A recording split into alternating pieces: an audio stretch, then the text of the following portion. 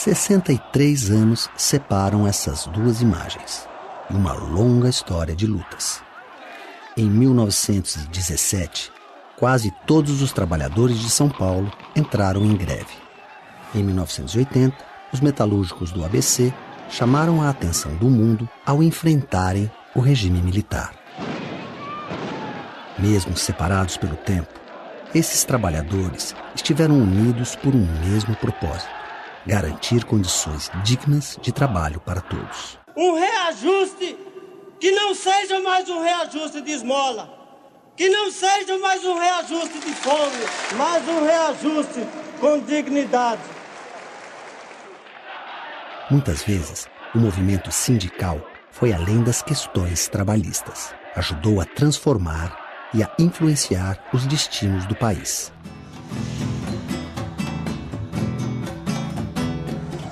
Final do século XIX. A abolição da escravatura marca o início do trabalho assalariado no Brasil. A economia era movida pela agricultura. O café, seu mais importante produto, era cultivado no estado de São Paulo, com trabalhadores imigrantes, principalmente italianos. A fortuna dos fazendeiros paulistas também impulsionou um novo negócio: a indústria. As primeiras fábricas produziam produtos simples: alimentos, calçados, tecidos. Como na agricultura, os trabalhadores eram em grande parte imigrantes. Homens, mulheres e crianças que chegavam a trabalhar 16 horas por dia em troca de salários muito baixos. A classe operária brasileira nascia sem qualquer tipo de proteção legal. Essa época, a realidade era absolutamente de uma exploração brutal da força de trabalho, né? Na verdade, não havia disciplinamento, não havia legislação, então não havia qualquer forma de regulação ou controle do nosso nascente capitalismo liberal. Os trabalhadores que já tinham criado associações de assistência a colegas desempregados ou doentes, agora começavam a se unir por seus direitos. A partir de 1900, a organização de sindicatos cresce.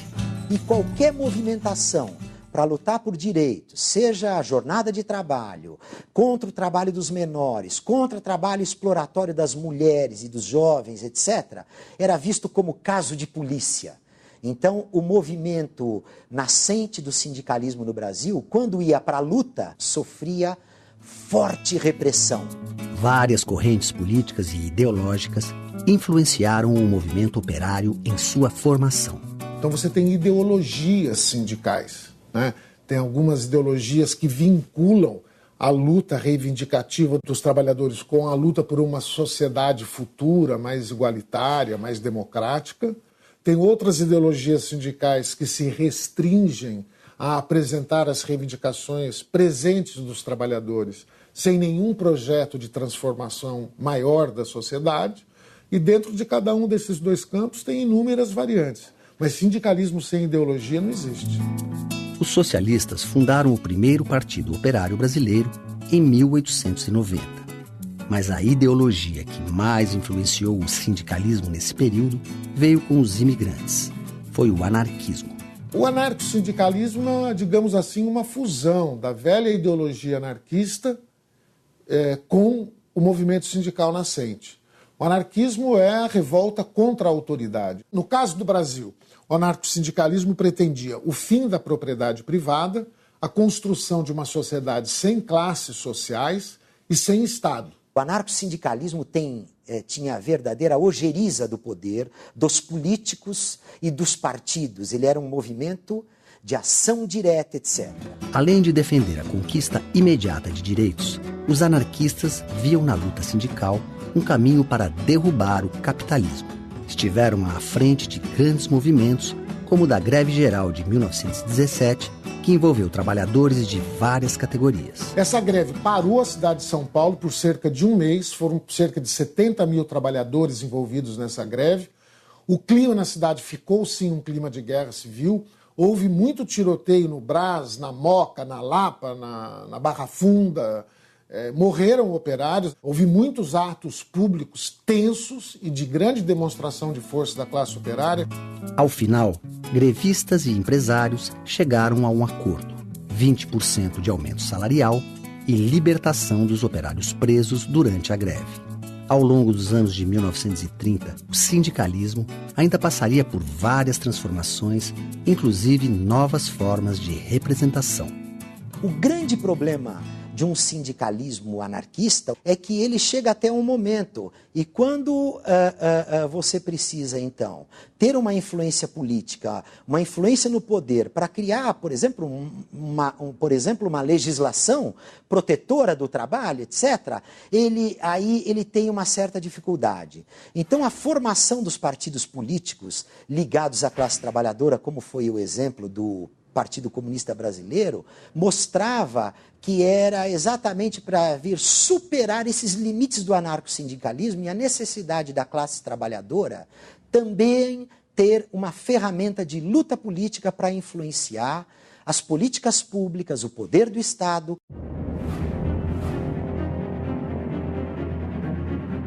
Com a ascensão de Getúlio Vargas ao poder, o sindicalismo brasileiro sofreu forte interferência. O Ministério do Trabalho, da Indústria e do Comércio, criado em 1930, passou a controlar os sindicatos e a limitar a contratação de imigrantes a 1/3 do quadro de cada empresa. Existe um discurso para o público externo, que é o discurso de vamos proteger a nossa Força Nacional de Trabalho e, portanto, contrataremos prioritariamente trabalhadores nacionais. Esse é um discurso. O segundo discurso, que não é para o público externo, é exatamente a motivação, vamos nos proteger destes estrangeiros que têm nos perturbado desde o final do século XIX, com suas implicações anarquistas e, posteriormente, com suas vinculações comunistas. Com as relações trabalhistas regidas por lei, agora não só os empregados, mas também os patrões podiam se organizar em sindicatos. Nós teremos a criação de um imposto que passa a ser cobrado obrigatoriamente dos trabalhadores. Essa contribuição é recolhida para o governo, mas depois ela vai ser, parte dela, passada para a organização sindical. Agora, se isso pode ser visto como um aspecto extremamente positivo no sentido de organizar os trabalhadores, tem um aspecto negativo, porque os sindicatos ali formados com base nessa contribuição começam a ter uma dependência muito grande. E isto gera, no futuro, o chamado sindicalismo do Estado, que é o sindicalismo atrelado ao Estado e mais vinculado aos interesses que são desenvolvidos pelo governo do que os próprios interesses do movimento social. O sindicalismo tutelado pelo Estado nasce em um momento de forte expansão da indústria nacional, especialmente da indústria de base, como a Companhia Siderúrgica Nacional.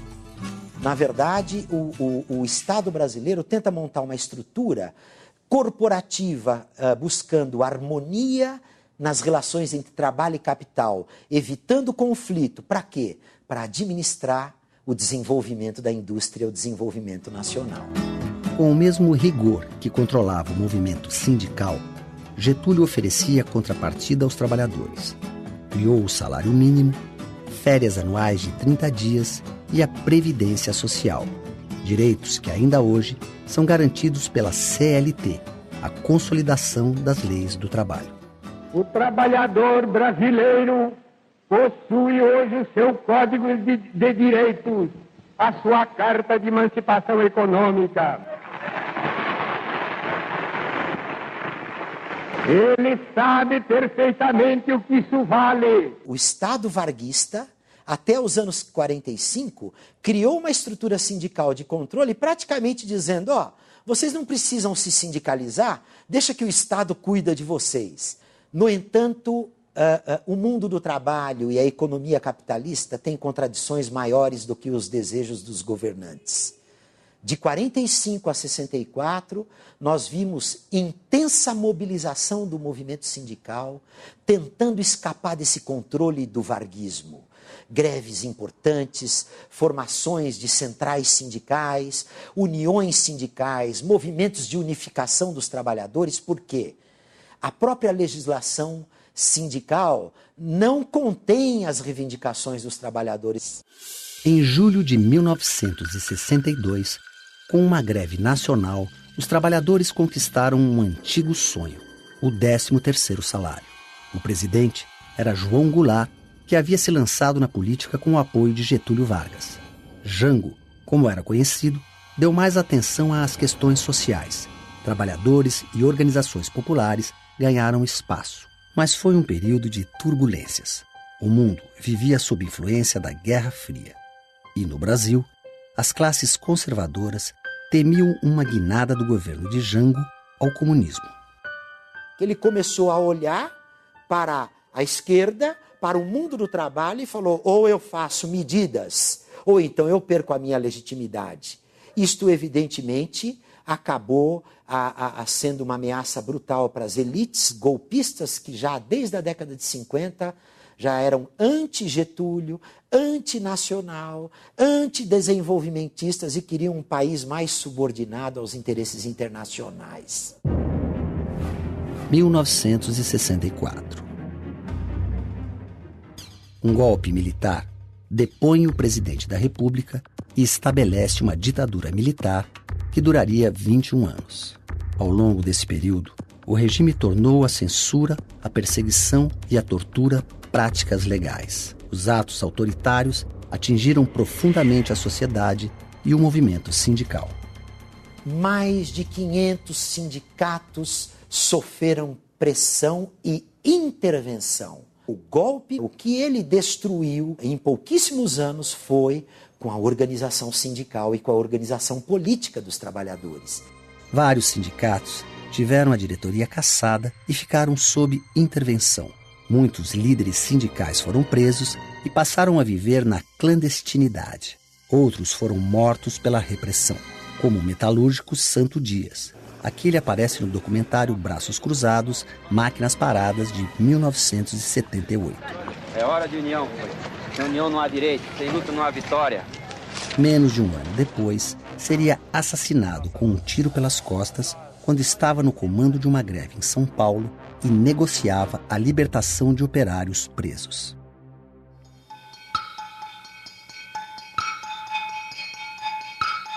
As manifestações da sociedade contra a ditadura eram intensas, mesmo com as reuniões públicas proibidas. Em 1968, o movimento estudantil foi às ruas com o apoio de artistas e intelectuais. 100 mil pessoas exigiam a volta da democracia. Vamos passear nas veredas.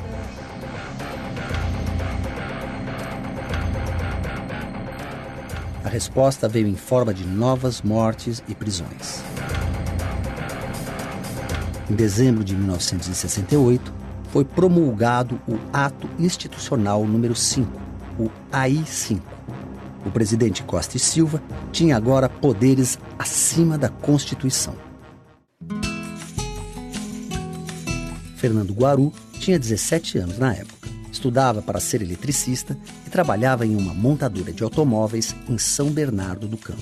Eu não conhecia a palavra sindicato nem a palavra greve. As pessoas corriam o risco de ser presas se começassem a falar de sindicato, de luta de classes. Então, a nossa consciência era muito tênue, muito tenra.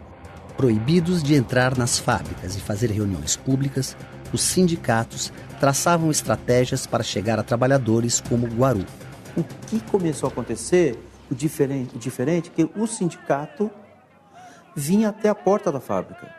E para a gente isso era sensacional. Alguém está nos defendendo, alguém está dizendo que há um novo jeito de se organizar as coisas, que a gente pode dizer não. Então, o jornal do sindicato era proibido dentro da fábrica. Como é que a gente fazia? A gente pegava o jornal do sindicato, que alguém passava no sindicato e trazia de forma escondida, clandestina, colocava por debaixo da roupa, da camisa, e entrava dentro da fábrica, rezando para ninguém perguntar o que é que você tem aí. Então, essa voz do sindicato, de forma clandestina, que começa a ir dentro das fábricas, foi o grande diferencial e o grande despertamento para essa coisa chamada consciência de classe. Né? Com esta repressão ao sindicalismo e ao movimento político, começa a nascer uma nova corrente, que nós vamos chamar de nova corrente sindical, ligada à igreja, ligada aos operários mais jovens, dos setores mais dinâmicos da economia brasileira que começavam a nascer. As indústrias automobilísticas, o polo mais novo da industrialização global, inclusive, era exatamente aí que nascia uma classe operária mais jovem, mais liberta do passado, menos próxima do governo e das elites, e aí que a gente pode dizer que são os marcos do nascimento de um novo movimento, de uma vanguarda dos trabalhadores no Brasil. Nós teremos o nosso sindicato de volta, teremos o nosso aumento de salário. Diante de situações... O modelo econômico adotado pelos militares apostou no crescimento com recursos externos, enquanto o Estado se encarregava de investir na indústria pesada. Os bons resultados duraram pouco. Ao final dos anos de 1970, o país estava em crise. Havia miséria e concentração de renda. A dívida externa era galopante e a inflação explodia, quase 100% ao ano. O aumento do custo de vida impulsionou várias greves. A primeira coisa que os trabalhadores estavam sentindo com essa inflação era a diminuição de poder comprar comida, fazer uma boa despesa, que era o que se falava, né? Então, essa consciência de classe, ela veio através da carestia, do estômago e dessa vontade de dizer não. Então, em 1978, a barriga falou mais. O Brasil tinha uma das maiores classes operárias do mundo na época. 10 milhões de trabalhadores. Boa parte deles concentrada em São Paulo, nas cidades do ABC. A partir de 1978, as greves começaram a arrebatar multidões. Em março de 1979, 150 mil metalúrgicos pararam.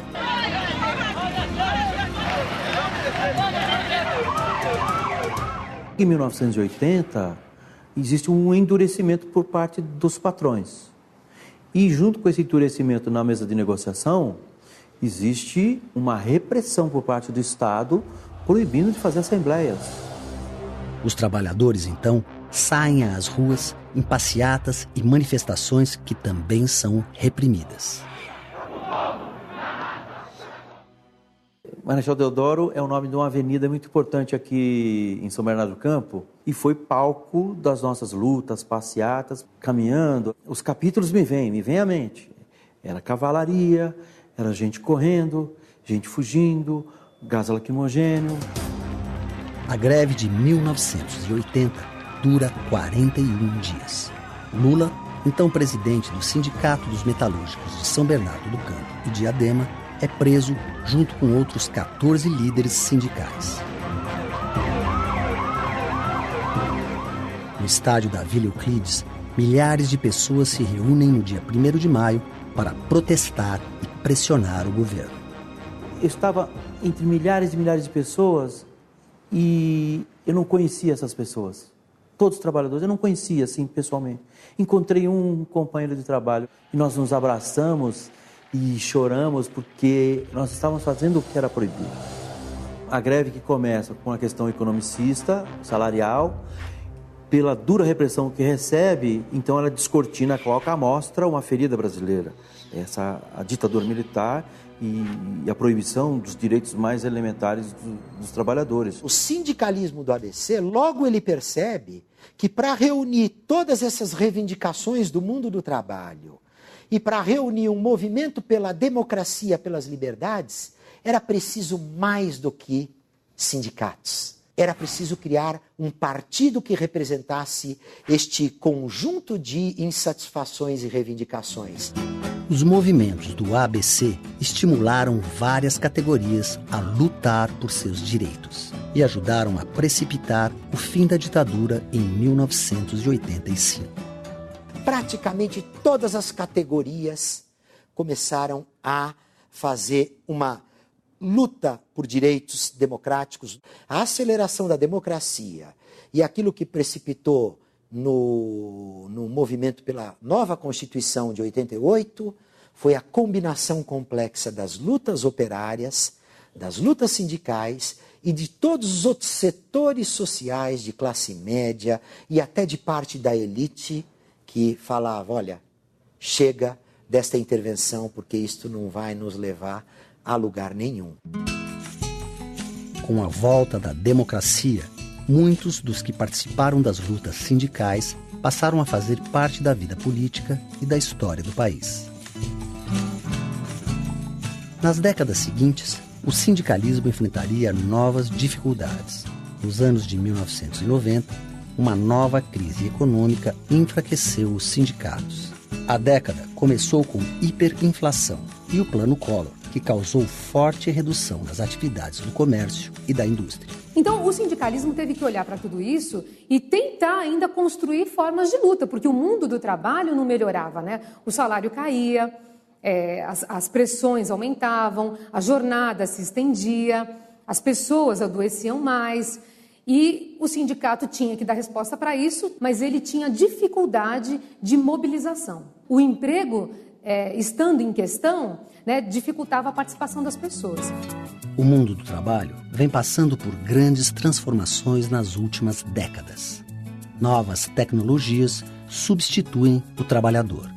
Surgem novas atividades. O trabalho agora pode ser terceirizado e também à distância. O sindicato ele começa a perder um pouco de força, mas acho que ainda há muito espaço para o sindicato porque ainda há muita desigualdade, porque ainda há muito trabalho precário. Ao mesmo tempo em que enfrenta novos desafios, o sindicalismo brasileiro está preso ao passado. A estrutura sindical brasileira ainda é aquela criada por Getúlio Vargas. O que acontece é que existem muitos sindicatos, que a gente chama de sindicatos de cartório, sindicatos fantasmas praticamente, que se criam, né, que proliferam praticamente para recolher o imposto sindical. É uma bobagem o trabalhador ter parte do seu salário como imposto e como contribuição para um sindicato que ele não sabe como age, que ele não sabe como é. Então eu conclamo aqui todos os trabalhadores a irem aos sindicatos para ver como é, como é que funciona e o quanto ele pode ser útil para você. Porque quanto mais a gente se afasta do sindicalismo, mais a gente cria líderes corruptos, líderes ilegítimos e que começam a olhar mais para o alto do que para baixo. Apoio aos companheiros que foram realmente